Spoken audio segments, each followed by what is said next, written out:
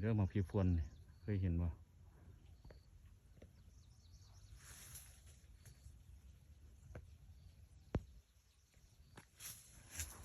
หามาซิมจะหน่วย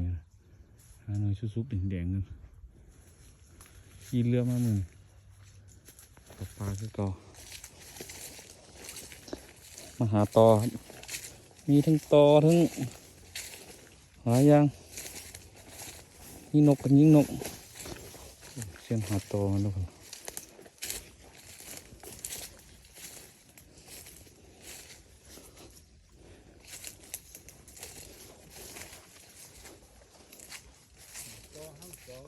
โอ้ได้แล้วพักกันเลยกินกับเกี๊ยวหลายครับ